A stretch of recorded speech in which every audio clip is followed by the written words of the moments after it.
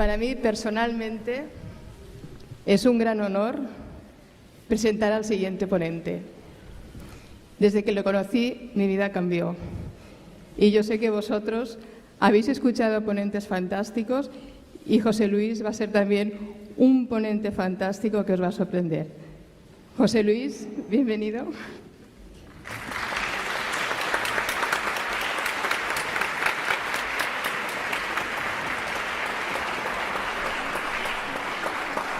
José Luis también viene de Argentina, está recién llegado. Es investigador, escritor, psicoanalista y un gran mago. Entre otros, ha escrito un libro que tenemos el honor de tener aquí. Es su segunda edición y es El otro camino. Por algo se llamará así. José Luis nos va a hablar del cambio de era, el nuevo paradigma y las claves milenarias. Os dejo con él.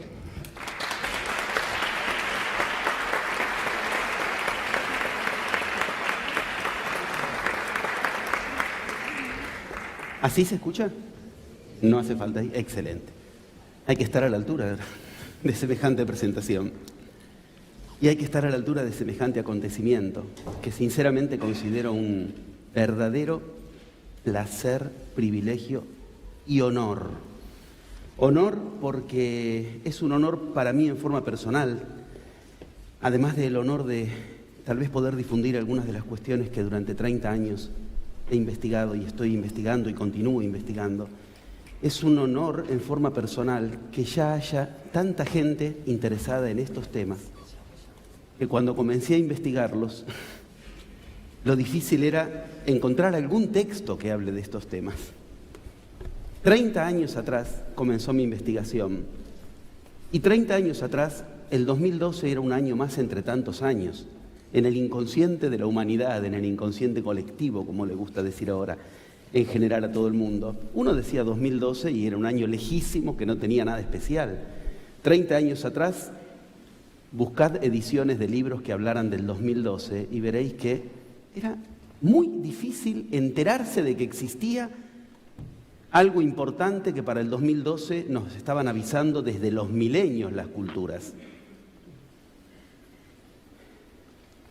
30 años después, que haya tanta posibilidad de hablar de estos temas, marca que no fue un error, no fue en vano, y que lo que se haya podido descubrir y las semillas que se intentaron echar al respecto han caído no en sal, sino en una buena tierra.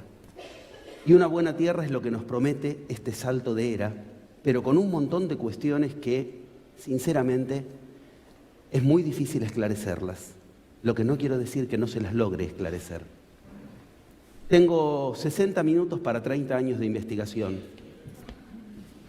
Hay que hacer magia. Más de 100 viajes me llevó a las culturas. Yo voy a usar la palabra que corresponde, porque dentro de un rato veremos que ya hay que hablar con los términos exactos. A las culturas de magia del planeta, a las culturas iniciáticas del planeta.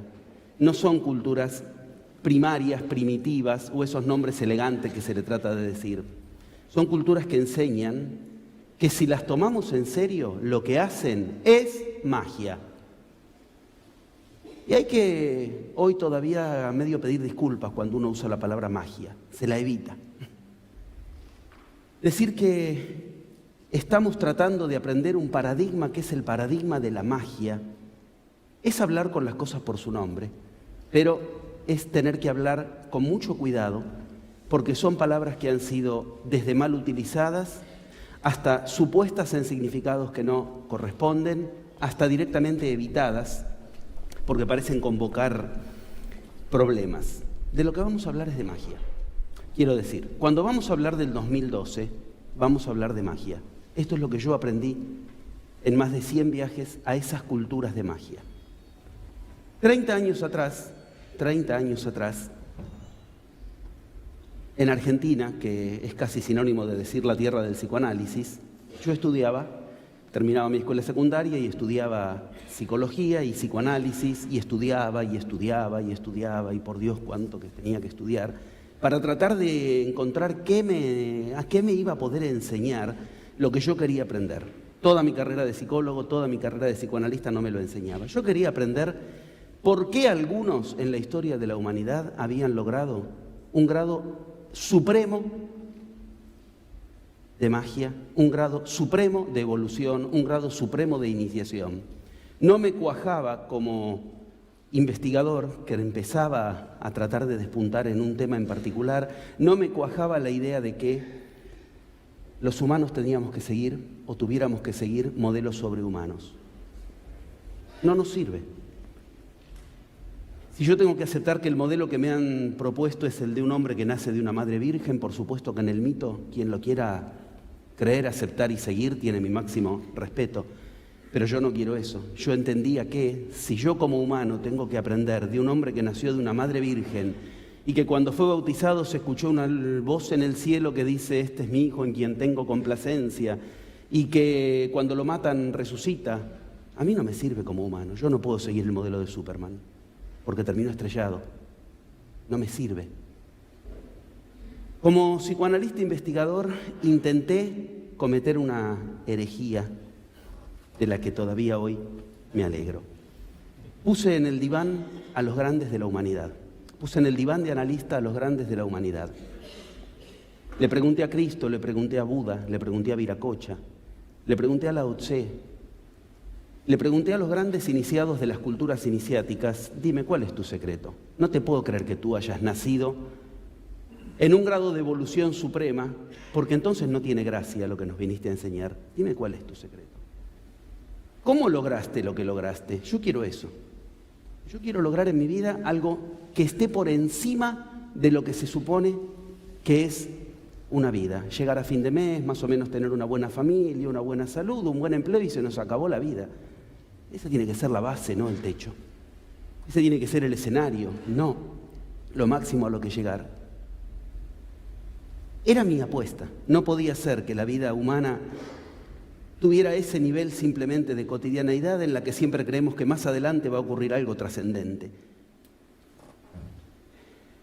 Ahí se inició un largo peregrinaje. Primero fueron muchos años de estudio. Cuando hoy tuve el honor de escuchar a todos los expositores, y era muy interesante escuchar cómo había mucho estudio, y en otros casos, como en la sacerdotisa Nakin, había experiencia vivencial. Yo no me pude dar el lujo de evitar ninguno de los dos hemisferios. Tuve que estudiar y tuve que viajar. En un momento hubo que elegir. Después de tanto estudiar, cuanto más estudiaba, como nos suele suceder a todos cuando entramos a estos temas, más me desencantaba el tema. Porque yo veía que los esplendores de los que hablaban las culturas sagradas, cuando uno lee los textos sagrados de las culturas sagradas y nos cuentan cómo vivían sus personajes cotidianamente, cuando uno se impregna un poco de cómo era la vida de los egipcios, de la vida de los mayas, de la vida de los incas, de la vida de los aztecas, de esas vidas y de cómo era su cotidianeidad, la verdad que se nos presenta como algo bastante irreal por lo ideal, irreal por lo ideal. Pero cuando yo iba a tratar de aprender eso, veía que era muy difícil encontrar que quien enseñaba estas cuestiones tuviera una vida a la altura de estas cuestiones. Esto no es solamente para aprender a respirar bien, o para aprender a purificar energía, o para aprender tantas cosas que hay que aprender, pero que uno ve que la vida no varía tanto, que los problemas para llegar a fin de mes siguen estando ahí. Uno ve el que enseña las técnicas perfectas de respiración, pero no puede con sus hijos. El que sabe manejar tantras, mantras, pirámides, pero que no llega a fin de mes. No, así no eran los textos originales que yo tanto había estudiado, de donde venían las enseñanzas de tantras, mantras, respiración, yoga y todo lo que iba a aprender. El desencanto fue tal que llegó un momento en el que hubo que decidir: o todo esto es una gran mentira y lo archivo en el cajón de los mitos primarios de la humanidad, o habrá que hacer algo. Jugármela y tratar de conectar. Si es verdad que, como yo había estudiado, en todas las culturas iniciáticas queda algún reservorio de ese saber y quedan lo que se llaman guardianes de la sabiduría. Argentina queda más lejos del mundo que el mundo de Argentina.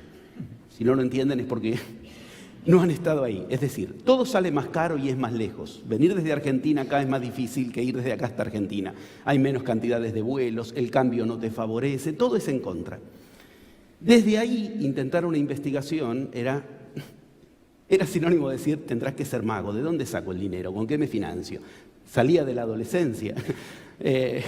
Tercer mundo, crisis por todos lados en Argentina. Y desde ahí iniciaré una carrera de investigador. Era más utópico aún que lo que había leído en los textos.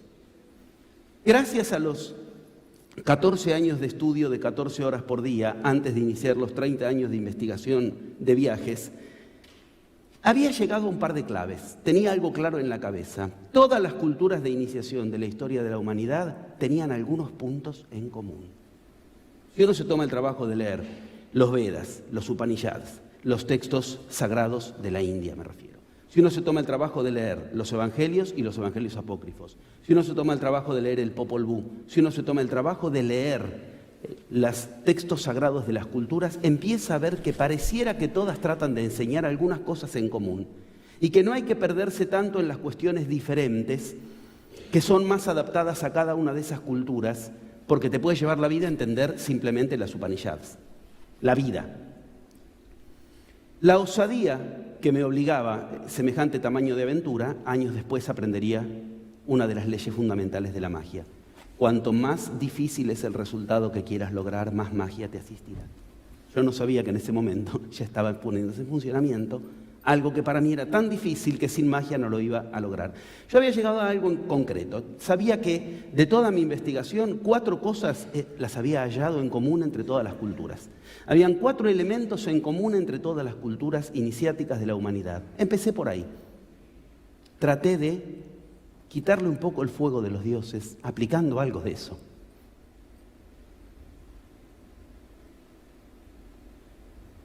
Dije, voy a aplicar. ¿Qué pasa si aplico algo de eso que me parece que es lo que en común trataron de enseñarnos los más grandes de las culturas más grandes de la humanidad?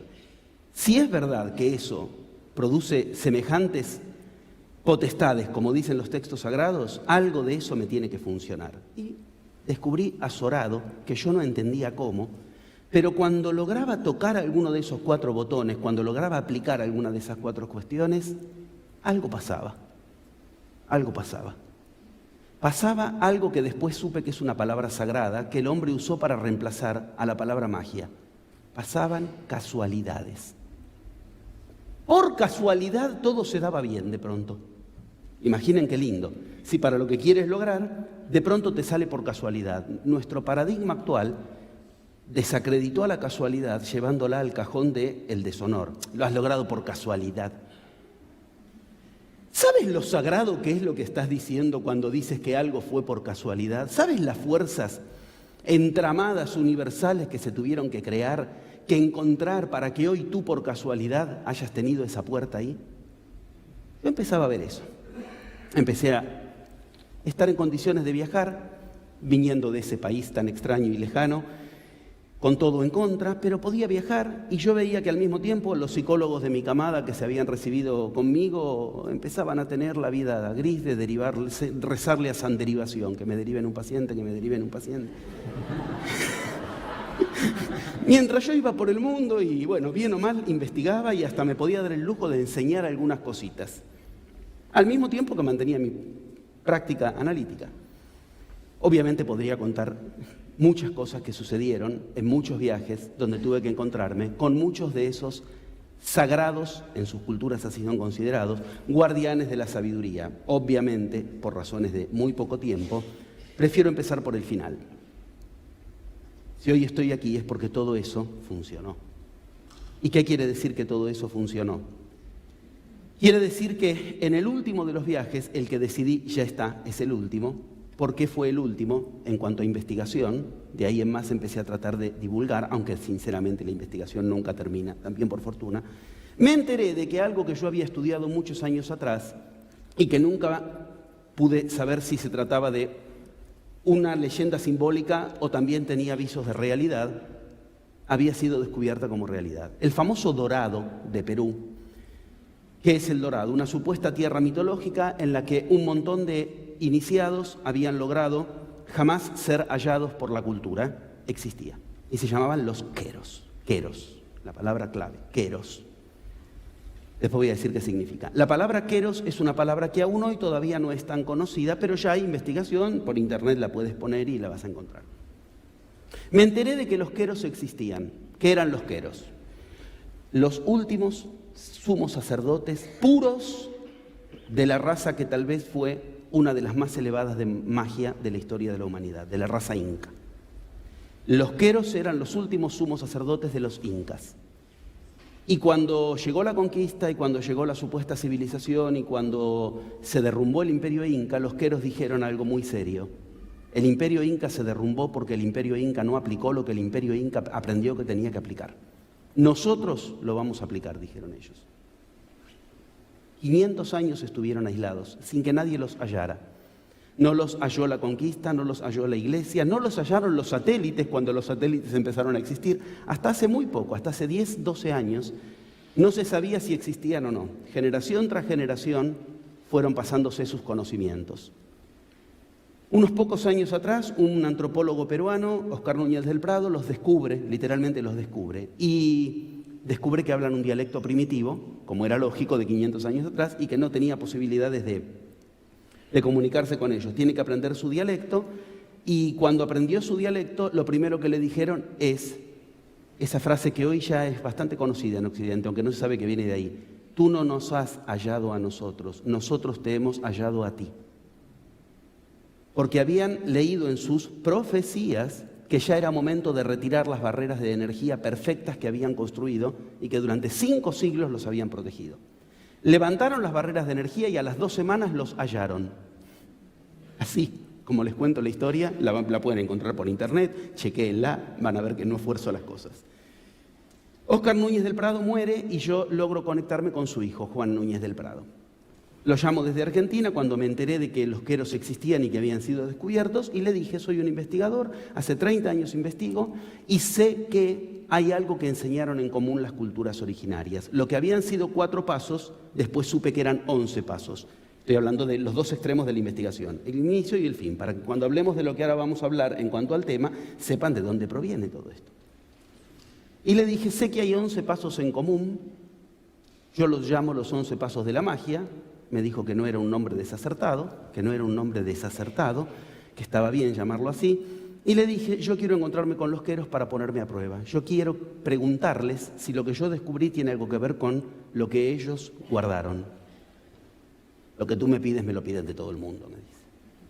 De Japón me ofrecen fortunas, de Estados Unidos, de Europa me ofrecen fortunas para encontrarse con los queros. Yo no te puedo llevar con los queros, porque aunque quisiera no puedo. Porque ni yo, me dice él, los encuentro cuando no quieren que los encuentre. Si durante 500 años lo lograron, por lo tanto yo no te puedo decir que vengas desde Argentina a Perú y que nos encontremos y que yo te llevo. Además, tendrías que hacer 7 días en camino de montaña a caballo. Lo de camino es una versión optimista moderna, una arruga en la montaña. Y hay que ver si los encuentras. Bueno, etcétera, etcétera, etcétera. Me pintó un panorama tan alentador como el de las profecías del 2012, más o menos. Y le dije lo que aprendí que tenía que decir en circunstancias como esta. Jamás dejes de dirigirte a tu sueño irrealizable. Porque toda tu vida se voltea, no solo ese sueño. Me atreví a decirle, ok, yo no puedo encontrarme con los queros, o tal vez sí, tal vez no. ¿Me permites encontrarme contigo? Ah, eso sí. Pactamos un encuentro y yo nací con un defecto de nacimiento, tengo una filmadora pegada en la mano. Todos los lugares donde voy filmo porque cuando vi las cosas de magia que ocurren, si no las filmo después no me las cree nadie. Yo en las charlas, en los seminarios, en todo, documento todo. Ahora me enteré de que hace 3 días entró a Barcelona la segunda edición del libro, ahí yo lo reedité con un disco donde pongo las filmaciones de todo lo que estoy explicando ahora, por ejemplo, o sea, está todo documentado. Nos encontramos un domingo a la mañana en una plaza de Cusco, la plaza de armas de Cusco, la plaza central, y estamos hablando, yo con la filmadora, filmando lo que él me decía, me empezaba a explicar qué eran los queros, la relación que tenía con la cultura inca, etcétera, etcétera. Es gente muy sensible, en la que si te equivocas y dices cosas que les hieren, te cierran la puerta casi definitivamente. Y en un momento le pregunto algo y veo que no me contesta más, se da vuelta, digo, ¿qué dije? ¿Qué le dije? Lo herí en algo. Mira para un costado, está filmado, y me dice, nunca vi esto en los casi 20 años que hace que los queros fueron descubiertos. El que viene caminando ahí, con música de fondo y todo, es... Estas cosas son normales. ¿Ven el poder de la casualidad? Cuando anuncio la entrada del personaje principal, suenan las trompetas del cielo. Perdón. El que viene caminando ahí es el sumo sacerdote Quero. Háganse la idea. Si tú eres cristiano, es como que te digan el que viene caminando ahí es el Papa. Y para peor, viene a hablar contigo. Se ponen a hablar en su dialecto y me dice, viene a buscarte a ti. ¿A mí? ¿Quién soy yo? Eso me lo tienes que responder tú. Buena respuesta. ¿Por qué a mí? Señales habrán visto. No me olvido jamás de esa frase. Vienen a buscarte porque quieren llevarte con ellos a la montaña y enseñarte lo que ellos saben. Enseñarme lo que ellos saben. Yo cuento una anécdota que me parece que anoche la conté en el programa de radio de Miguel Blanco, que tuvo la amabilidad de llevarme al programa. Lo que ellos saben. Escúchenme, esto para mí lo explica todo. Lama Rinpoche. Rinpoche es un grado de lamaísmo, pero hay un Lama Rinpoche que es tan poderoso que le dicen el Rinpoche. Es como decir, ese es el cardenal, no es un cardenal. Okay. Lama Rinpoche, sumo sacerdote del Tíbet, el que más sabe de energía en un lugar del planeta que es de los que más saben de energía. Cuando se enteró de que existen los queros, vino a encontrarse con don Mariano, el mismo sacerdote indígena que después a mí me va a dar la unción de la realeza inca, que es la que me llevaban a ese lugar a aprender.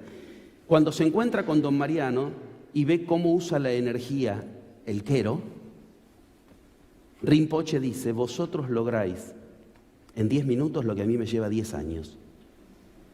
El Lama Rinpoche, no un principiante, el más elevado de Tíbet de energía. Esa energía, ese manejo de energía es el que me querían enseñar en la montaña. Esto dice que lo que yo llevaba era tan armónico con lo que ellos habían guardado que me abrían las puertas de su sabiduría. La experiencia merece un congreso aparte, lo que pasó en la montaña, convivir con gente que prácticamente, cuando yo les mostraba la filmadora y les daba vuelta en la lente y se veían ellos mismos y saludaban ahí al compañero, esas experiencias maravillosas, vale la pena entender que estamos hablando de una cultura pura. Pero ese es uno de los viajes, el último en cuanto a investigación. Paralelamente a que ellos me empezaban a contar lo que saben, ¿qué me contaban? Para mi sorpresa, que aquello que yo había empezado a estudiar 30 años atrás, ellos también lo conocían. Pero no porque habían conseguido libros difíciles, sino porque tenían las profecías. Para ellos se llama el nuevo Pachacútec. ¿Qué es el nuevo Pachacútec? Lo que nosotros llamamos el 2012. Temporalmente coincide perfecto. Si haces las diferencias de calendario, coincide perfecto. Me enteraba de que en la cultura inca los queros hablaban también de un 2012. Y paralelamente, en el mismo tiempo, con esas sincronías que solo se producen por magia, otra cultura indígena que yo había tenido el gusto de estudiar, daba a conocer que acababan de descubrir, porque ellos mismos lo tenían oculto, aquello que hoy voy a tomar como base de la exposición, sin apartarme de lo maya. ¿Cómo lo vamos a hacer? Ahora lo vamos a entender. Hay que hacer magia, ¿no? Vamos a entenderlo. Los Hopi, H-O-P-I, son una cultura indígena que tal vez no se conoce tanto en Occidente, pero ahora se la está conociendo más porque paralelamente en ese mismo tiempo, estamos hablando siempre en el umbral del 2000, a ellos se les desocultó, literalmente, estaba oculta, no la habían visto, estaba tapada, bueno, la historia se las cuento otro día, pero es una roca gigante, enorme, grande como más o menos todo esto, que tenía una profecía y esa profecía enseñaba lo que todo aquel que estudia este camino quiere aprender. No solo nos contaba lo que va a suceder en el macrocosmos, sino que nos contaba lo que todos quisiéramos saber. ¿Y yo qué tengo que hacer como persona ante semejante caudal de información? Todos están de acuerdo, van a haber tragedias, van a haber catástrofes. Los Hopi en su roca Hopi, los Pachacútec, las profecías de los Pachacútec para los queros, las profecías, 7 profecías mayas, todos están de acuerdo. Van a haber catástrofes de agua, el sol se va a poner rabioso, como dicen algunas de las culturas, la humanidad no la va a pasar bien. ¿Pero de qué me sirve esa información si no sé lo que yo tengo que hacer para, en lo posible, que no me perjudique? Y hasta en una de esas, si lo que dicen las profecías es cierto, para que yo aprenda a favorecerme de este cambio. La desazón que produce que nos digan, sí, las profecías se vienen y se viene el agua que va a caer del cielo y el sol que se va a activar y tragedia tras tragedia, pero que no nos digan, ¿y qué tenemos que hacer ante eso? O que terminen vaguedades ecológicas, ahorremos agua, ya sabemos que tenemos que ahorrar agua, pero eso no significa que las profecías están escritas semejante caudal de información para simple y únicamente decirnos ahorremos agua. No digo que no sea importante, pero creo que nos entendemos. Acá esto tiene que ser para algo que al ser humano le produzca una paradigmática nueva de cultura. Un cambio de cultura es un cambio de paradigma. Y un cambio de paradigma no se produce solo por ahorrar agua, con todo respeto. Digo con todo respeto porque no digo que no haya que ahorrarla. Que nos vengan a decir, se viene la gran debacle, el sol se va a poner rabioso, las aguas del cielo se van a abrir y el firmamento se va a abrir y se caerá el cielo y no nos digan qué hacer. Es como que Dios le hubiera dicho a Noé, se viene el diluvio universal. Y, no. ¿Para qué me lo dices? A mí me gusta pensarlo así, para que nos animemos, en serio, a darnos cuenta de que para algo sucede esto. Dios le dijo a Noé que se venía el diluvio universal para que Noé construya un arca. La roca Jopi es nuestra arca. La profecía del Pachacútec es nuestra arca. Y las 7 profecías mayas son nuestra arca.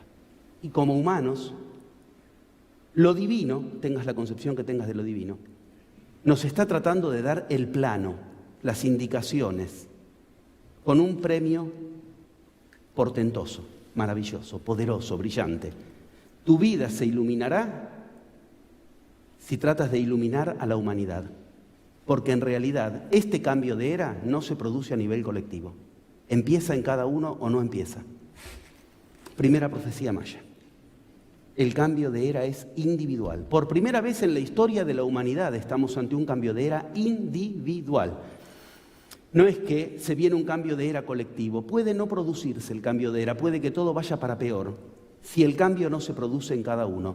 No nos va a venir a tocar el hombro una economía nueva que salvará el planeta. Tú tienes que aprender a salvar tu economía. No nos va a venir a tocar el hombro una vacuna nueva que salvará el planeta de las enfermedades. Tú tienes que aprender a sanarte. Esto es lo que enseñan las culturas iniciáticas.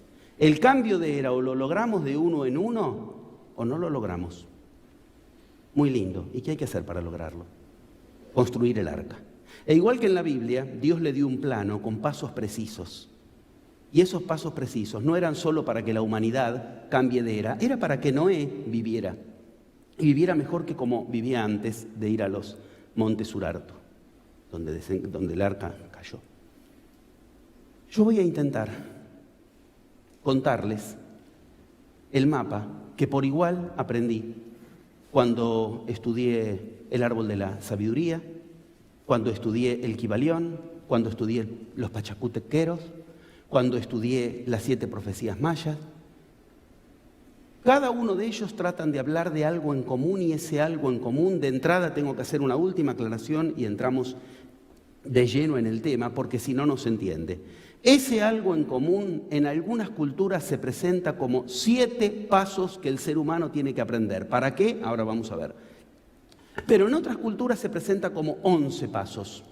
¿Cuál es la diferencia? ¿Por qué en algunas culturas el mapa es de 7 escalas y en otras culturas el mapa es de 11 escalas? Por algo muy concreto, porque varía la cultura.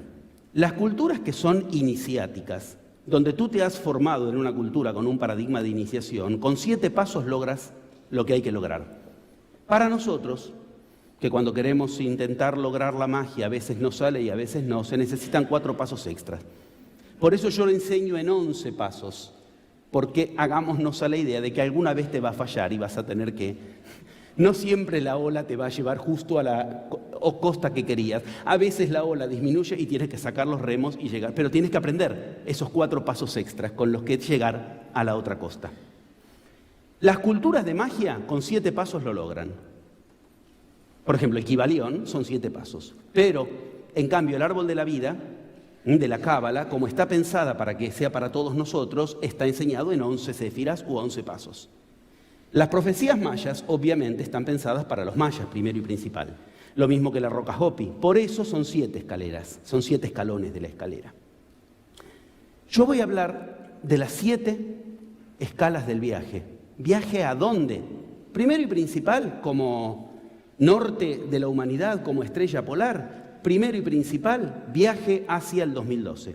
Pero esto es nada más, como hoy bien decían varias veces los expositores anteriores, esto es una metáfora ¿de qué? De lograr llegar a lo brillante, a lo radiante. Y eso no es una cuestión que depende del 2012.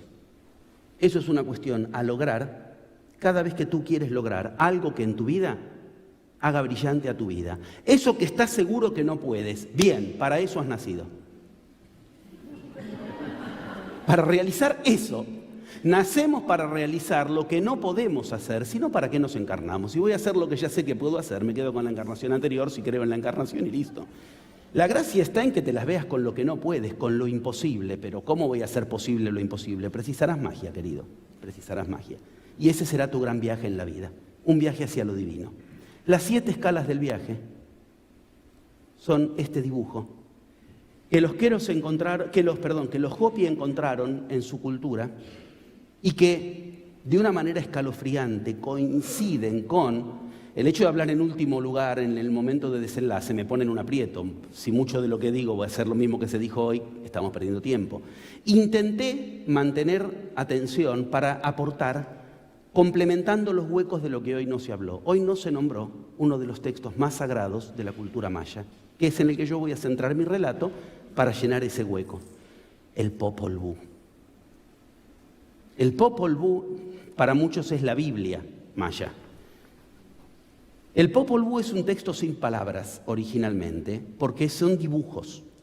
Pero esos dibujos dibujaban palabras, dibujaban tradiciones orales, que se transmitieron durante siglos como tradición oral. En algún momento, por motivos históricos que si hoy los cuento me lleva mucho tiempo, se decidió dejarlo por escrito como un legado. Pero la escritura maya es inseparable de los dibujos maya, como hoy lo vimos todo el día desde el Código Dresde de la primera exposición.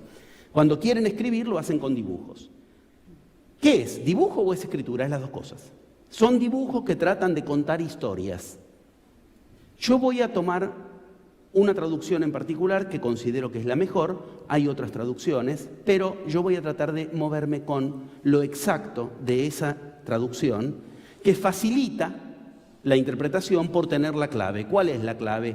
Saber que está tratando de hablar, por lo menos como una hipótesis que hay que comprobar, que está tratando de hablar de lo mismo que trataron de hablar la roca Hopi, los Pachacútec, todas las culturas que intentaron contarnos profecías para este tiempo, intentaron dejarnos algunas claves. ¿Para qué me sirve el 2012 si no es para reordenar mi vida? ¿O qué? ¿El planeta va a reordenarse si yo, como ser humano, y si cada uno de nosotros como ser humano seguimos en caos? Una de las exposiciones de hoy contaban la clave al orden por vía del caos. De eso estamos hablando, pero que nos enseñen el camino. Porque para llegar al orden por vía del caos, muy lindo es ponerlo en las pancartas, pero no es una cuestión que como humanos podamos hacer fácilmente. De hecho, es lo que se le encomienda a Dios en cada Biblia. Dios es el que transforma caos en cosmos, y cosmos significa orden. En el inicio había un caos que Dios transformó en orden. ¿Qué tenemos que hacer lo mismo nosotros como humanos? Efectivamente, tenemos que hacer lo mismo que Dios. Transformar este caos en un orden, y para eso nos queda afortunadamente muy poco tiempo. ¿Por dónde empezamos? Por nosotros. ¿Y eso qué significa? Significa acceder al mapa. Al mapa que nos enseña a poner en orden nuestras vidas. ¿Y qué es poner en orden nuestras vidas? Permitidme la hipótesis inaugural y veremos a lo largo de la exposición. ¿Qué es poner en orden nuestras vidas? Poner en orden nuestras vidas es crear nuestra realidad. Bienvenidos a la magia. No se puede poner en orden la realidad, hay que crearla. Este es el desafío de la magia. Ser algo muy parecido a alguien que emprende un camino hacia Dios. Crear realidades. Al final retomaremos este concepto. De lo que vamos a hablar es de eso, una humanidad que aprenda a crear la realidad que quiere. Pero no lo va a hacer la humanidad a nivel cultural, lo tenemos que hacer nosotros, para que la humanidad lo pueda hacer. Yo voy a poder hablar 2 o 3 palabras de cada uno de los pasos, pero intentaré que sean palabras claves, que abren puertas, porque estamos ante una puerta. Y afortunadamente, hoy estamos tan urgidos de tiempo en la exposición como lo está la humanidad respecto del 2012. La escalofriante clave de qué sucede, calculo que en algún momento se verá ahí lo que yo voy a poner acá, debiera ocurrir. Ahí estamos, bien. La escalofriante realidad. Empiecen viendo como texto de fondo, como imagen de fondo esto, simplemente. Todavía no importa demasiado que comprendan de entrada. Lo que estáis viendo es la roca Hopi. La escalofriante revelación de que la roca Hopi habla de lo mismo que las 7 profecías mayas, que a su vez hablan de lo mismo que los 7 Pachacútec, que a su vez hablan de lo mismo, y así puedo seguir citando culturas iniciáticas, es algo extremadamente revelador. Las 7 profecías mayas intentan contarnos lo mismo que esa roca que los Hopi descubrieron hace tan poco, que estaba guardada. Para los Hopi, esto no lo dije, para los Hopi, cuando se descubre una roca es porque habla de ese tiempo. Los Hopi tienen, te lo digo rápido para que entiendas el esplendor de lo que estamos hablando, los Hopi tienen un valle sagrado en el que está el Valle del Futuro. Nosotros tenemos bibliotecas del pasado, ellos tienen bibliotecas del pasado, del presente y del futuro. Esta roca está en el Valle del Futuro. ¿Qué quiere decir? Está en un lugar donde se escribieron cosas para el futuro y ellos tienen una ley. Cuando una roca se descubre en un momento, lo que nos va a decir es para ese momento. ¿Soy claro? O sea, si se descubrió en el 2000 es porque nos va a contar cosas para esta época, no nos va a contar cosas para otra época. Es una ley que ellos siguen. Me parece que se entiende, ¿no? Bien, ¿qué significa esto? La roca se descubrió hace poco, es para este tiempo. Y oh sorpresa, esa roca que poca gente conoce, pero que mucha menos gente aún descifra, y es lo que los Hopi tratan de enseñarte, como ven, tratando al detalle de explicártelo, es muy difícil entender de qué habla, porque tendrías que entender a la cultura Hopi con sus símbolos, o tener la clave. ¿Cuál es la clave? El mapa. ¿No estar hablando de lo mismo que hablaban todas las demás? Sí. A tal punto que yo voy a tomarme el lujo de proponeros un viaje conjunto, sincrónico, ya que Hunab-Ku, el centro del universo, es el centro sincronizador para las profecías mayas, y el 2012 se iniciará con un rayo que Hunab-Ku enviará para sincronizar a la Tierra con el centro del universo. La sincronía es clave. Y la sincronía es clave significa que ¿de qué hablamos cuando hablamos de sincronía? Una de las maneras más simples de entender a la sincronía es integración. En lugar de tiempos diacrónicos que se suceden entre sí, tiempos que se integran, donde pasado, presente y futuro no tienen separación. Ok, yo propongo lo mismo. Yo voy a proponer que siguiendo la roca Hopi, entendamos las 7 profecías mayas. Y que siguiendo las 7 profecías mayas entendamos la roca Hopi. Y que siguiendo la roca Hopi, las 7 profecías mayas, estemos entendiendo los 7 Pachacútec. Y que a su vez lo que estemos entendiendo es los 7 pasos con los que crear realidad. Si lo logramos, habremos hecho magia. Los invito a un viaje que condensa cientos de viajes. Para eso, de entrada, vale ubicar un poco de lo que esta roca Hopi de entrada nos avisa que no hay que hacer. ¿Tengo alguna manera de señalar que no sea con el dedo? Ah, acá, gracias. Bien. Ah, qué lindo. Bien, esta es la roca Hopi dibujada. O sea, quiero que entiendan, eso está trazado con trazos muy profundos. Lo que está ahí hecho es un dibujo sobreimpreso, que después lo van a ver en otro color que se ve con más nitidez todavía. Bueno, yo no puedo explicar con detalle todo, porque obviamente sería mucho el tiempo que lleva. De hecho, me he reservado 4 horas de mañana a la mañana pensando que hoy el tiempo no me iba a alcanzar para quien quiere profundizar en qué consiste lo que nos enseñan las 7 profecías mayas, que es lo mismo que decir los 7 pasos de la roca Hopi, y de paso agregar los 4 pasos que faltan. Señoras y señores, lo que está ahí es la bifurcación de caminos que representa el momento actual. Esta bifurcación de caminos nos marca algo sumamente claro. Hay un camino que es un camino colectivo y hay un camino que es un camino individual. Los Hopi nos están diciendo lo mismo que nos dice la primera de las 7 profecías mayas. Es momento de un cambio que solo se produce a nivel individual. Y para eso hay que seguir ciertos pasos con los cuales se genera una realidad superior. Eso que está dibujado ahí como la gran meta es el maíz para los mayas, el trigo para otras culturas. Quiero que se entienda, es lo que ellos quieren lograr, lo que cada uno quiere lograr, lo que tú quieres lograr. Tu gran resultado es esa espiguita de trigo que está ahí dibujada. Eso representa el gran resultado, el hombre de maíz como enseñan los mayas. Bueno, el tema es que se pueda recorrer un camino con ciertas escalas que nos garanticen llegar a una realidad mejor, pero eso es todo lo contrario al camino colectivo, porque se hace en forma individual. Ya es toda una información de entrada. Tú tienes que lograr tu espiga de trigo, y de eso dependerá que la humanidad tenga trigo. La metáfora es clara. Tú tienes que lograr tu gran resultado, tu brillo, tu vida cada vez más brillante con resultados cada vez más brillantes, porque la magia es para que la vida brille, y una vida brillante es una vida que convoca a la magia. Muy linda metáfora. ¿Qué es una vida brillante? Una vida que genera la realidad que quiere. Eso es una vida brillante. Esa espiga de trigo representa la última escala del viaje. Pero lo primero que nos advierte la Roca Hopi es, cuidado, hay un camino que es de extravío puro. ¿Cuál es? El camino colectivo. Es lo mismo que decir lo que hace un rato ubiqué de manera más coloquial, que no va a haber cambio colectivo de la humanidad que nos haga llegar al gran resultado que queremos. Esto es una cosa entre tú y tu vida.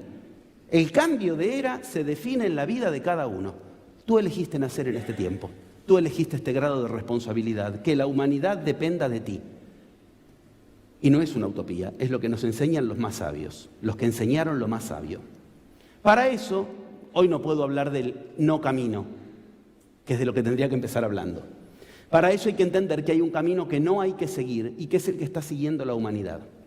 Rapidísimamente, debo decir, ese camino corresponde a 4 representantes, no porque sí o no porque se les acabó el punzón, sino que los 4 representantes están escritos muy a propósito, y que uno esté un poquito más separado y los otros 3 más juntos, todo eso enseña mucho de cómo es la cultura actual. Permitidme no argumentarlo, porque argumentarlo me podría llevar el resto de la charla. Permitidme simplemente anunciarlo. Los 4 caminos que están ahí, los 4 representantes del camino que no hay que tomar, de lo que se llama el no camino, correspondiente a lo que en la profecía maya se llama el tiempo del no tiempo, son los 4 paradigmas que constituyen el paradigma actual. 4 paradigmas que se vuelcan a lo externo y que se vuelcan a lo interno. Los 4 paradigmas que constituyen el paradigma actual son esos 4 que está avisado ahí. Mira que te llevan cada vez más a un camino cada vez más difícil, cada vez más empinado y que al final concluye en la nada. Pregunta obvia, ¿cuáles son los 4 paradigmas que constituyen el paradigma? Opiniones aparte, estoy contando lo que cuentan los sabios. La ciencia no nos va a dar las respuestas. No quiere decir hay que dejarla, quiere decir no esperes que la ciencia nos traiga respuestas con las que cambiar de era. La religión no nos va a dar la respuesta. Y las otras 2 es mucho más fácil. Ahora, cuando yo hable de esto por primera... Me la ganaron ustedes. Cuando yo por primera vez hablé de lo que voy a decir ahora, lo dije acá en Europa por primera vez hace unos añitos, cuando Europa no estaba con la crisis financiera de ahora y no me lo podían creer. La economía tampoco va a mejorar, sino que va a empeorar. Y la última, la que rige sobre las otras, la política. Los 4 paradigmas. Religión, ciencia, política y economía. Que son representantes proyectados en lo externo de 4 paradigmas internos a los que estamos aferrados. Se llaman el paradigma de el verdugo, el que rige sobre los demás, ese es el político, que en lo interno es el verdugo. La víctima del verdugo, la economía, el paradigma, que ahora se ve que es una víctima. Cuando yo lo decía esto años atrás, ¿por qué la economía es una víctima? La economía rige. No, ahora se ve que es una víctima de los políticos. Y el tercer representante interno, el salvador. La ciencia y la religión son las que esperamos que nos salven. Cumplen el mismo rol, uno en la antigüedad otro en el Nuevo Testamento. La ciencia es la que hoy esperamos que nos salve, como si antes decían, es palabra de Dios, te alabamos, Señor. Hoy nos dicen, está comprobado científicamente, no pensemos más, existe. Es lo mismo, te alabamos. Cambiamos sotana negra por guardapolvo blanco. Ese es el gran progreso que hemos hecho, pero el tema es dejar de pensar, de cuestionar, de interrogar y de ver... Bueno, en suma, más allá de gustos y opiniones, aunque como ven no estoy en desacuerdo con lo que enseño, estoy muy de acuerdo, digo, esos 4 son los 4 que nos van a llevar a un camino cada vez peor. ¿Qué dice la enseñanza de todas las iniciaciones? ¿Hay que dejarlos? No, no hay que esperar que de eso nos vengan las soluciones. ¿Qué quiere decir? Hay otro paradigma que puedes tomar y ese otro paradigma no se opone al anterior, simplemente, como ven, lo trasciende. ¿Esto qué significa hablando claro y concreto? Mira, si la ciencia te dice que no es posible lo que tú quieres, eso es nada más que un paradigma. Busca en otro paradigma, querido. No lo puedes en ese paradigma. Enfermedad incurable, pero qué soberbia, parece en argentino.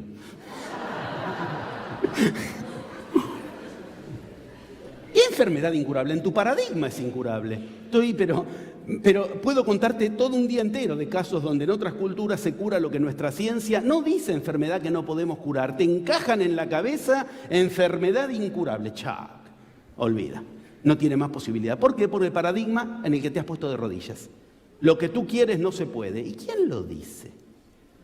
La misma ciencia que ha dicho que no se puede en otras cosas, que hoy son las que nos viene a decir, no, en realidad no vas a creer que no se puede estar en 2 lugares al mismo tiempo, el átomo, cuando se produce la fisión, tal. Tú me has dicho que no se podía y yo le creía a Newton, ahora te tengo que creer a ti. No puedo lograr lo que quiero, busca en otro paradigma. ¿Lo has intentado soñando, por ejemplo? Los sueños son. Bueno, estoy tratando de que quede más o menos concreto en qué consiste el no camino. De esto puedo hablar larguísimo, sobre todo si vamos a lo interno. Porque si tú miras tu familia, esta noche míralo, mira las situaciones cotidianas, mira la fuente de paella y todos los que alrededor mañana se reúnen a comerla y verás que siempre todos están representando alguno de los 4 roles. En la familia está el salvador, la víctima, el verdugo. Y la historia familiar es que el verdugo trata de oprimir a la víctima y el salvador sale a salvarlo y ninguno sale ganando y todos quedan atrapados en lo que es un paradigma interno. No puedo lograr que el paradigma externo no me atrape si adentro le doy lugar al verdugo, a la víctima o al salvador. Esta es la primera enseñanza. Que nos dice que no...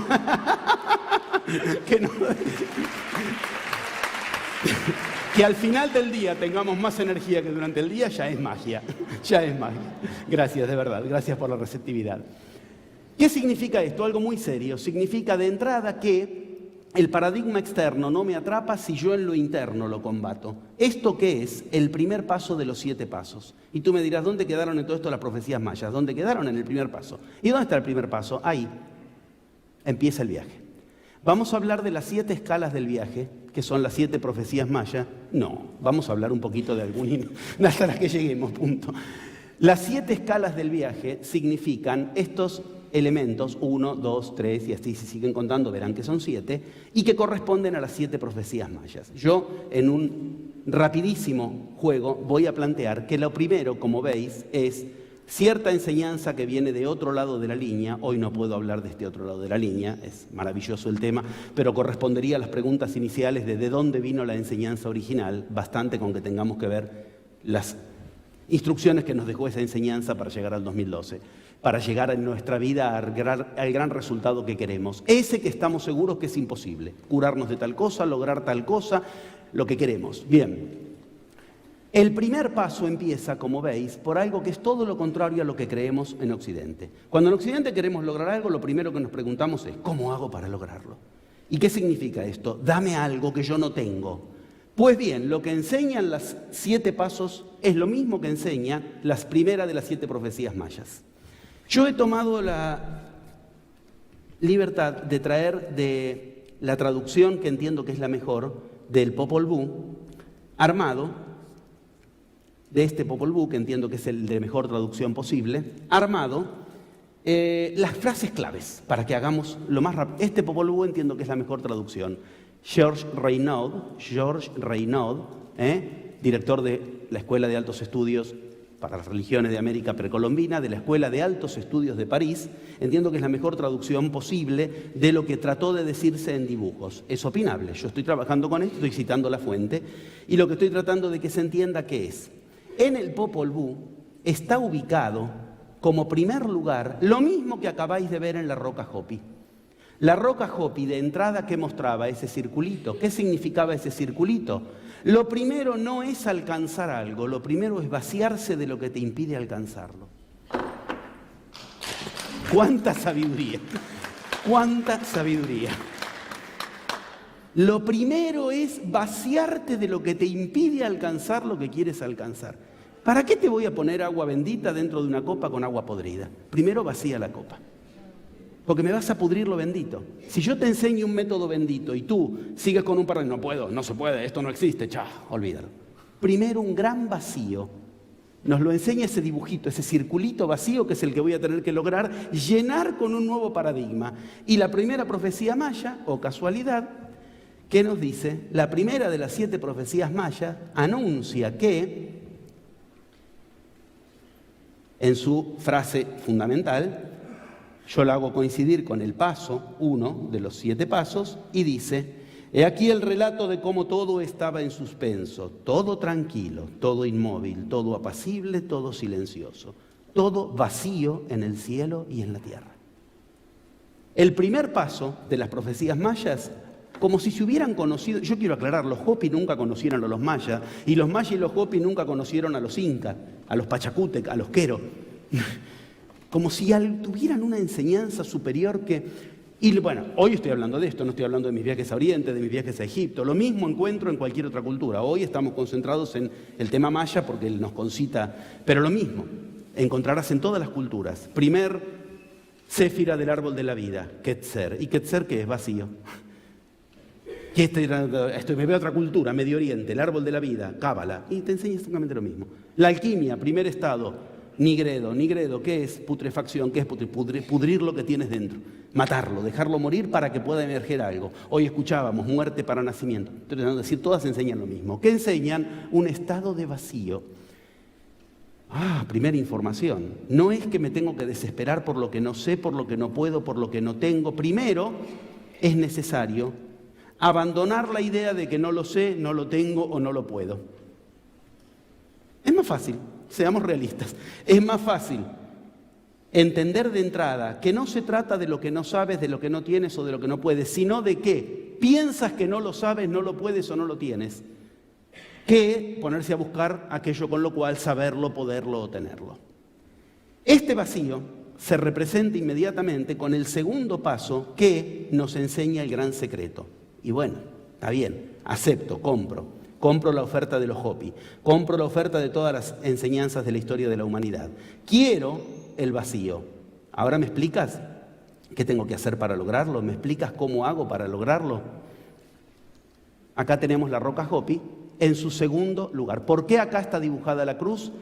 No puedo explicarlo hoy porque, como ven, está por fuera y está explicando que la cruz le va a hacer obstáculo a la enseñanza original que trata de llenar ese vacío. Está clara la imagen, no me hace falta explicar mucho más. La cruz, no me hace falta explicar mucho, le va a hacer obstáculo a que esto de lo que te vacíes se llene del nuevo paradigma. La primera lectura de por qué esa cruz está ahí. El punto es que de inmediato aparece este círculo que yo tengo que aprender a llenar con el nuevo paradigma, aparece otra vez dentro del camino, y este círculo aparece representando algo sumamente extraño, pero que adquiere pleno sentido cuando entendemos que todas las culturas nos tratan de mostrar lo mismo. Ese círculo pasa a transformarse en un dibujo que, como veis, está dividido y después vuelve a estar dividido.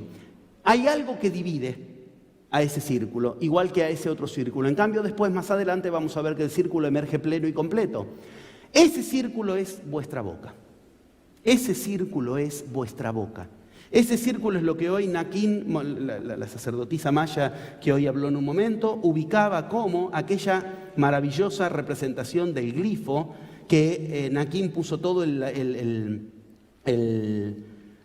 atención, el hincapié en el tema de la respiración, pero que en aquel glifo como el Ahau, acá lo tenemos, que representa el Kinich Ahau, que es el sol, el sol tomado como una deidad, no solo como un ente físico, y que nos está enseñando algo sumamente extraño. Nos enseña este Ahau.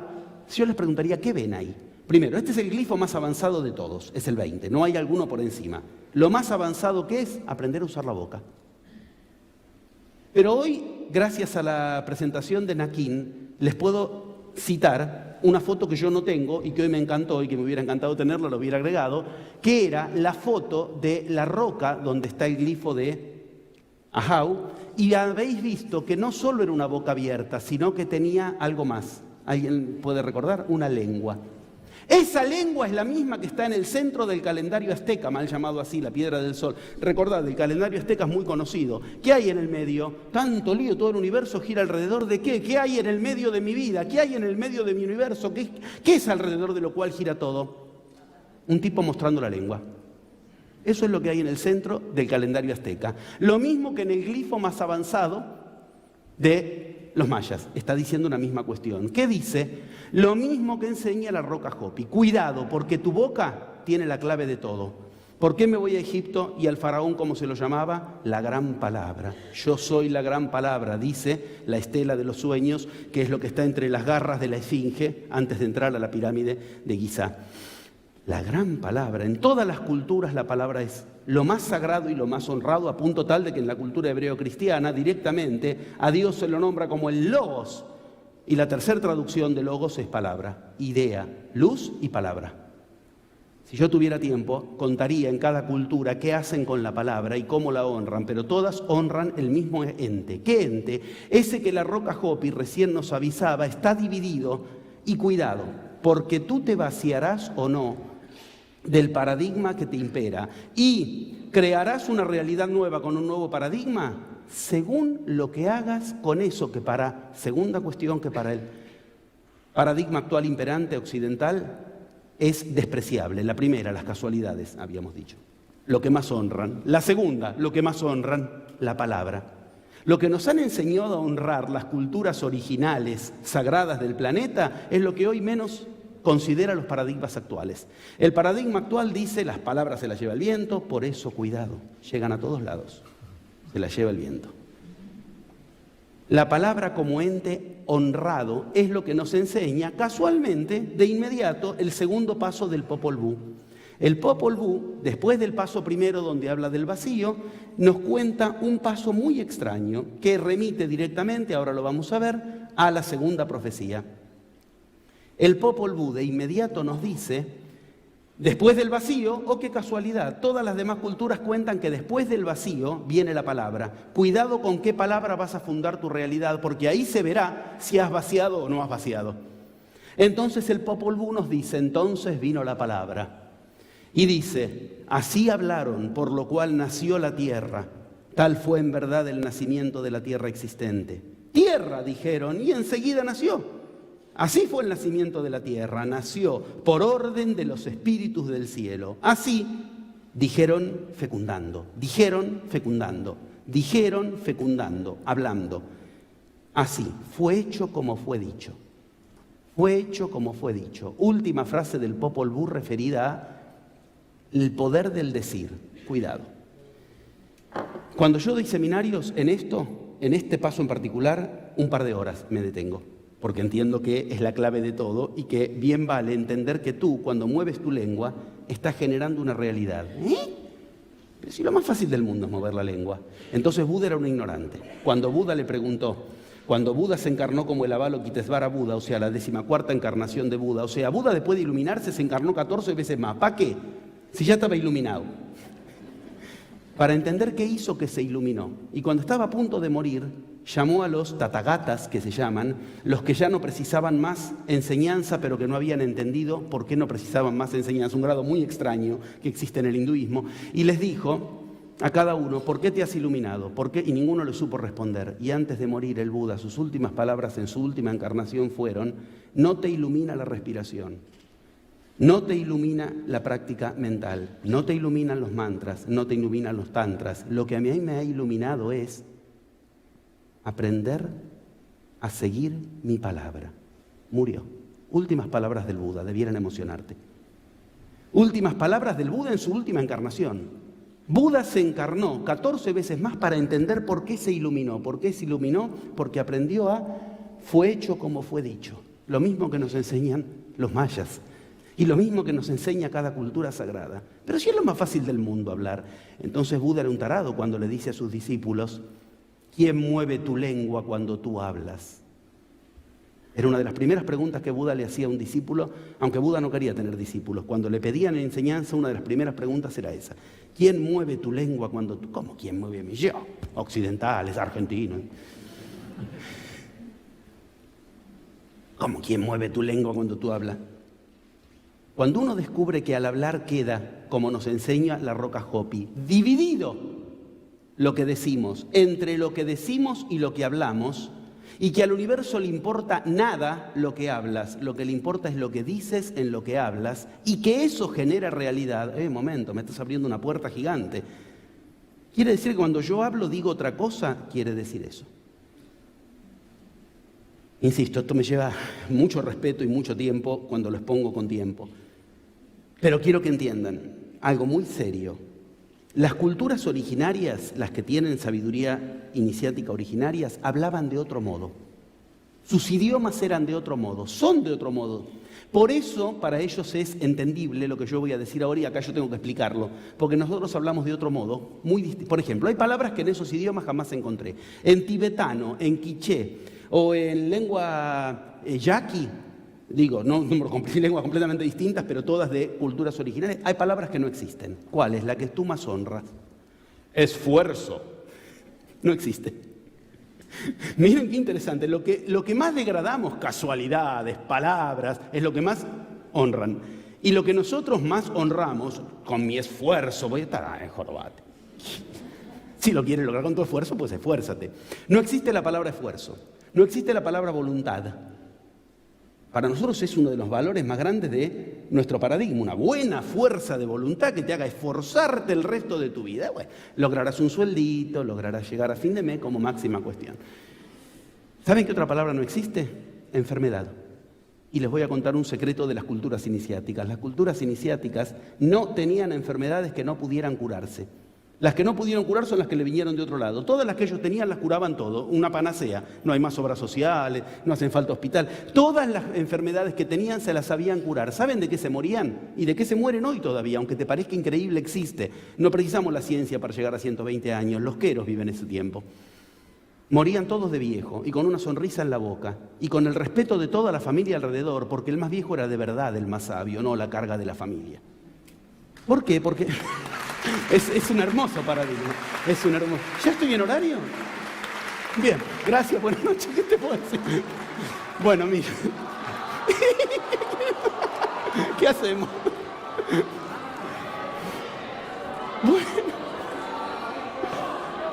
Bueno, gracias.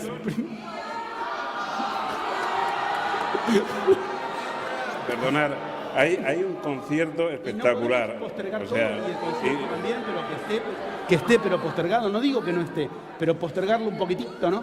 Viajé 13 horas para hablar este ratito acá.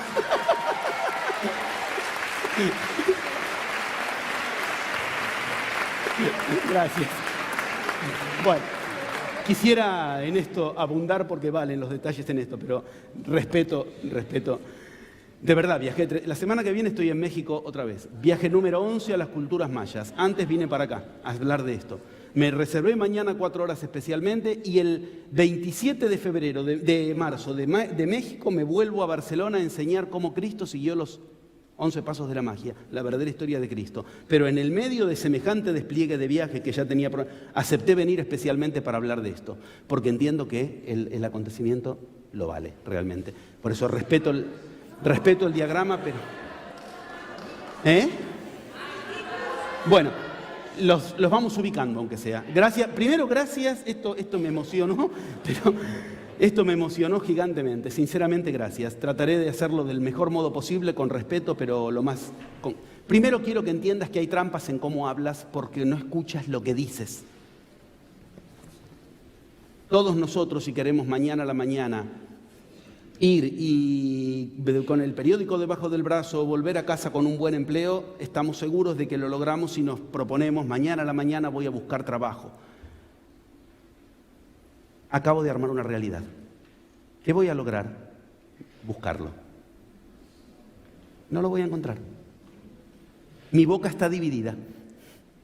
Yo creo que digo una cosa, pero lo que el universo toma como instrucción es lo que dije, no lo que yo creo que digo. Es la diferencia entre decir y hablar. Mientras yo hablo de encontrar trabajo, lo que digo es buscarlo. El universo sigue instrucciones. Krishna, Dios para los hindúes, se encarnó para ayudar a Arjuna, al hombre, a nosotros. Te podría contar el capítulo más maravilloso del Bhagavad Gita al respecto, el desaliento de Arjuna. Recuérdalo cuando estás desalientado. Cuando estás desalentado, no es que no te tendría que suceder. Ahí es cuando se encarna Dios si haces esto. Ahí es cuando se encarna. ¿Y Krishna dónde se encarnó? ¿En su general más poderoso? ¿En su esposa? ¿En su lanza? Y le dio... No, ¿saben dónde se encarnó? En el auriga. ¿Qué es el auriga? El que lo escucha. El cochero. El auriga, esto es una enseñanza en sí mismo. Dios te escucha. El problema está que tú no le hablas. Pero yo me la paso hablándole a Dios. Ya ves, no le hablas tú. Tu boca está dividida. Y cuando tú le dices, yo mañana quiero buscar trabajo, Dios responde. Yo quiero adelgazar, te hace engordar. Porque si no, no puedes adelgazar. No quieres estar flaca. Para adelgazar hay un pequeño trámite. Primero hay que engordar. Por eso las pastillas que nos venden son para adelgazar. Si no, se acabó el negocio. Cuando yo quiero adelgazar, primero voy a tener que engordar. No, y yo me quiero curar, no quiero estar sano. Para curarme, primero me tengo que enfermar. Quiero que dejes de gritarme. No puedo dejar de gritarte si no te grito primero. Así vivimos, tratando de resolver el problema de la seguridad. Los días diarios. El problema es de la inseguridad, no de la seguridad. Que trato de que se entienda. Este es el secreto de entrada por el que entonces vino la palabra, pero se trataba de una palabra fecunda. Si tuviéramos un rato más, sigo contando cuestiones en base a la palabra que me sucedieron con los yamanes en las selvas, cuando los yamanes te quieren abrir la realidad de que con tu boca fundas palabras. Pero por lo menos recordemos que hay un paso más al lado, que es el paso en el cual, bueno, si quieren que no hable más me lo dicen y listo. Bueno, había un paso más al lado, se los leo yo. Había un paso más, que es el paso en el que precisamente empieza una realidad nueva a partir de una nueva división. Esa nueva división que significaba, recuerdan que al lado de la boquita dividida había otro circulito dividido. Ese otro, si lo podemos conectar, lo pongo, si no ya por suerte la pudieron ver. Ese nuevo circulito dividido representaba algo muy serio. Ahora hay otra división en ti que tendrás que resolver. Lo otro circular en ti, tu cabeza. Tus ideas dividen algo fundamental y ahí empieza la tercera palabra y ahí empieza la tercera escala del viaje. Cuando tú le has dicho al universo lo que quieres, vaciándote de toda concepción que te diga previamente que no lo podrás lograr, ahí viene la tercera escala del viaje. La que para el occidental es la primera escala y nunca la tienes que admitir como primera escala. ¿Por qué? Porque el occidental, ¿qué es lo primero que pregunta cuando quiere lograr algo? Lo primero que pregunta es, ¿y cómo lo logro? ¿Se acuerdan que hace un rato lo decíamos? Te invito la semana que viene a Machu Picchu. ¿Cómo quiere venir a Machu Picchu? Yo me voy a México la semana que viene y después por vez número 7 tengo que ir a Machu Picchu. Por vez número 8, ya fui. Por vez número 11 tengo que ir a México y cuando tengo que ir voy. ¿Pero cómo quieres que lo logre? Tengo que trabajar, tengo que esto. ¿Cómo quieres? La tercera pregunta es el cómo, no la primera. Para occidentales como nosotros, lo primero que nos preguntamos es ¿cómo quieres que haga? Paso 3. Se te vuelve a dividir porque tú otra vez te divides por no encontrar el cómo. Ese cómo es el que casualmente en el Popol Vuh aparece como tercer paso. Tercera profecía maya. La primera profecía de qué nos hablaba. Hay un cambio que será individual o no será. Segunda profecía maya nos habla del tiempo, del no tiempo. En 1992, el 13 de agosto, el 13 del 8, hubo un eclipse de sol donde empezó el tiempo del no tiempo. Del 1992, un periodo de Katun de 20 años hasta el 2012. Ese tiempo del no tiempo es la segunda profecía maya en la cual de lo que se trata es de que ese es el tiempo que tienes para generar realidad nueva. Y esa realidad nueva, ¿con qué se genera? Precisamente por ser el segundo paso remite a la céfira, el glifo Ahau, que es el que vimos recién, Ahau, que es el que la boca ubica con la lengua. Tercer profecía maya, nos empieza a contar ¿Cómo va a ser el planeta? El cómo. ¿Cómo va a ser el planeta de acá al 2012? ¿Cómo va a ser? Con una ola de calor terrible que va a producir ciertas cuestiones. Tercera profecía maya nos cuenta cómo va a ser el planeta. Tercera profecía maya, tercer paso del Popol Vuh, el libro sagrado de los mayas, nos cuenta el cómo. ¿Y qué nos dice? Entonces celebraron consejos sobre el alba de la vida. ¿Cómo se haría la germinación? ¿Cómo se haría el alba? Los sabios no se ocupan del cómo hasta que le dijeron lo que quieren al universo. ¿Por qué? Porque de inmediato viene el relámpago. ¿Y eso qué significa? Un secreto de magos. El cómo te lo envía el universo. Lo que más nos inquieta a los occidentales, ¿cómo hago? ¿Cómo quieres que haga? ¿Cómo es posible? El cómo te lo envía el universo como un relámpago. Tú no te ocupes del cómo, ocúpate de decirle al universo lo que quieres y de ponerte en marcha hacia eso. El cómo es el tercer paso y viene de un relámpago. ¿Por qué el tercer paso está dividido y tiene que rearmarse? Ven relámpago, huella de relámpago y resplandor de relámpago. ¿Se los cuento mañana o se los cuento otro día?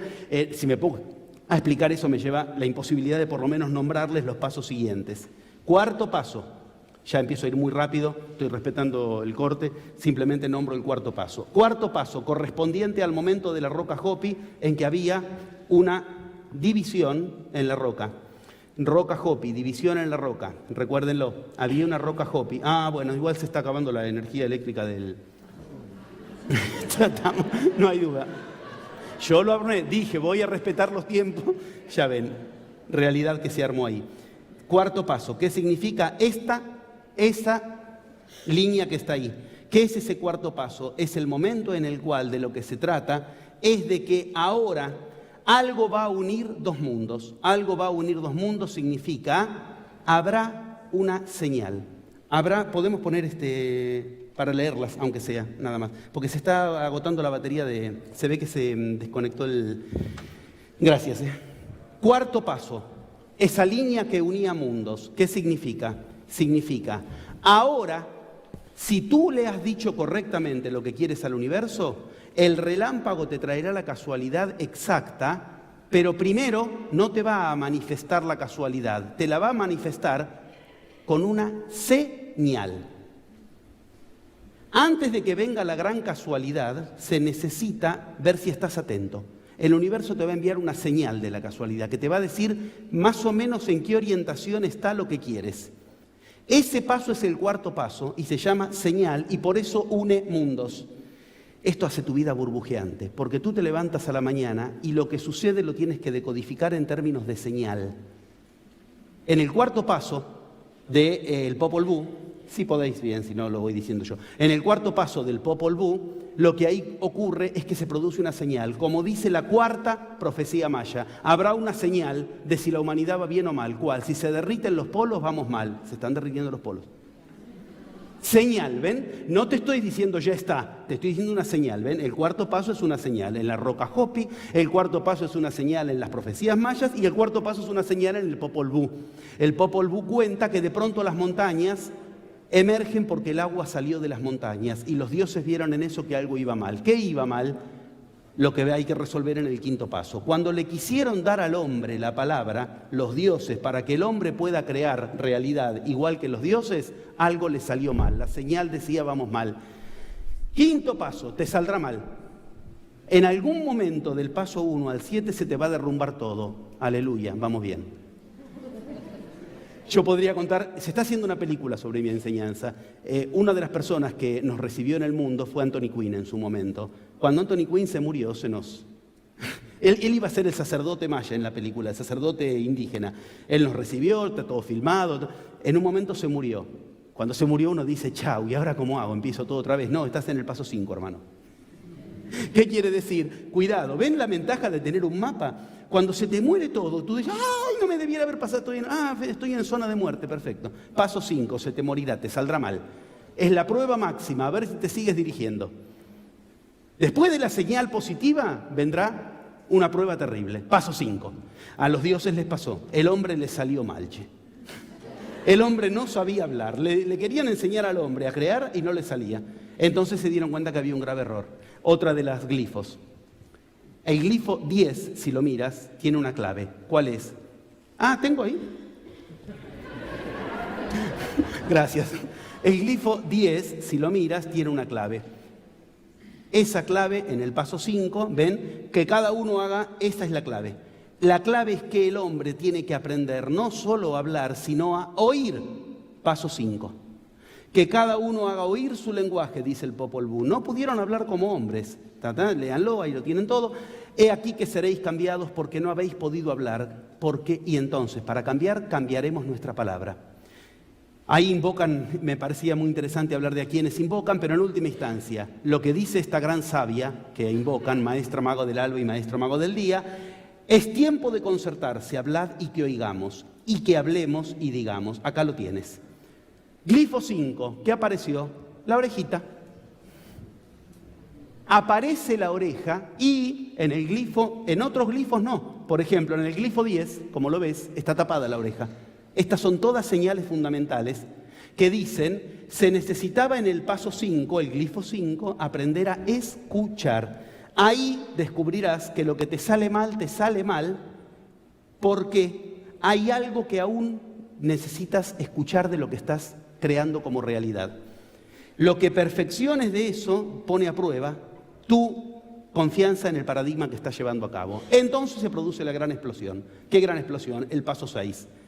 Lo que la sexta profecía nos dice, algo te llamará la atención desde el otro lado. Un cometa, cuenta la profecía 6 de los mayas, que va a llamar la atención para que la humanidad se una ante eso. ¿Qué es eso? Una gran explosión de energía en tu vida. Ahí aprendes a manejar la energía. En el paso 6 aprendes lo que los queros, por ejemplo, me enseñaron a mí. En el paso 6 aprenderás a manejar tu energía. Tengo que ir rápido. Y en el paso 7 finalmente se produce la materialización de tu realidad. Ese paso 7 es el que las profecías séptimas maya cuenta como el comienzo del 2012, al que accederá quien haya creado antes la realidad que quería crear. Ya termino. ¿Escucharon? Al 2012 accederá en su camino sabio, no en el camino del no camino, quien haya creado la realidad que quería crear. O sea, hoy es cuando tenemos que jugar nuestro acceso al 2012. Si tú llegas al 2012 habiendo creado la realidad que quieres crear, y eso es hoy, pasas la puerta del 2012. Si no, seguirás en el camino de muchos, como se llama, que es el camino del paradigma equivocado, que conduce a ¿qué? A que la realidad te la cree otro. Como finalización, quiero recordarles que desde que nacemos nos enseñan a ser realistas, pero no nos enseñan qué es la realidad. Realidad es una palabra clave de la historia de la humanidad. Viene del griego y viene del arameo. Res del griego, res, sustancia. Y revis del arameo, mente. ¿Qué es la realidad? Lo que tu mente hace con la sustancia. Este es el tiempo para que lo hagas. O el 2012 será la puerta cerrada. Con el inmenso deseo de que la magia te abra las puertas del 2012 y que para abrirte las puertas del 2012 te abras ahora las puertas de la magia. Infinitas gracias y gracias por la paciencia y por... Gracias, gracias, gracias. Gracias. Gracias. Gracias.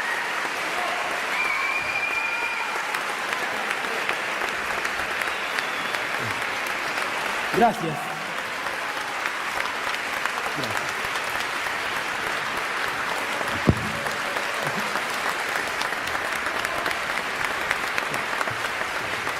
Muchas gracias. Gracias por la tolerancia. Gracias. Muchas gracias, José Luis. Gracias de verdad. Gracias por la tolerancia.